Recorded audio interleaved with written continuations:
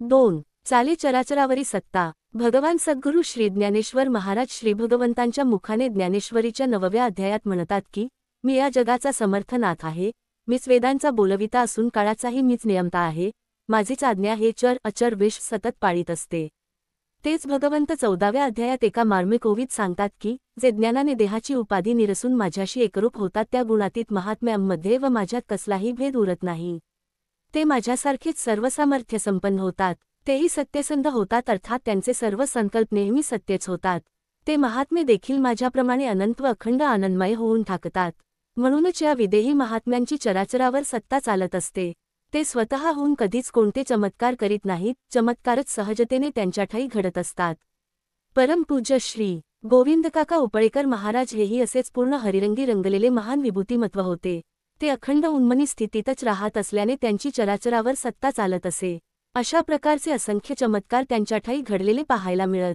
तरी त्यांचे कसलेही सोयर्क सुतक परमपूज्य काकांना नसे. ते सदैव आपल्याच अवधूती मस्तीमध्ये रममाण असत. परमपूज्य काका पुण्याला शनिवार पेठेतील सुप्रसिद्ध फणसळकर वैद्यांच्या घरी नेहमी जात असत. त्यांच्या सुनबाईंनी स्वतः मला सांगितलेली ही हकीकत खरोखरीच अद्भुत आहे. एके दिवशी परमपूज्य काका त्यांच्या घरी अचानक आले. त्यावेळी वैद्य फणसळकर घरी नव्हते. परमपूज्य काकांनी आल्या आल्या चहाचे फरमान सोडले. एरवी देखील परमपूज्य काकांना चहा खूप आवडत असे. म्हणजे ते तसे दाखवीत तरी असत. वारंवार चहा लागत असे त्यांना. परमपूज्य काकांच्या आज्ञेनुसार सौ काकूंनी चहा करून आणला. परमपूज्य काकांच्या काही विशिष्ट लकबी होत्या. ते कपातला पूर्ण चहा बशीत काठोकाठ ओतून घेत व एक थेंबही न सांडवता पीत असत. त्याही दिवशी परमपूज्य काकांनी बशीत सगळा चहा ओतला. बाशी पूर्ण भरली. आता तो चहा प्यावा की नाही, पण सरळपणे वागतील तर ते काका कसले.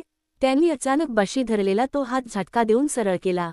पण गंमत म्हणजे ती बाशी पडली नाही की त्यातला चहा सांडला नाही. हात जमिनीला काटकोनात असूनही सगळे जिथल्या तिथे होते. मग तोंडावर आश्चर्याचे भाव आणून मिश्किलपणे परमपूज्य काका म्हणाले, अरे चहा सांडला नाही की. जाऊ दे, पिऊनच टाकतो त्याला. असे म्हणून स्वारीने खुशीने हसत हसत तो चहा पिऊन टाकला व घराबाहेर पडले.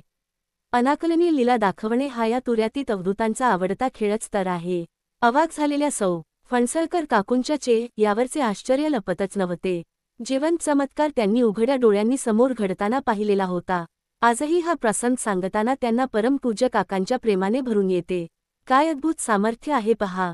गुरुत्वाकर्षणाचा सर्वमान्य नियमही या अलौकिक त्रिभुवन गुरुत्वासमोर सपशेल लोटांगण घालता झाला.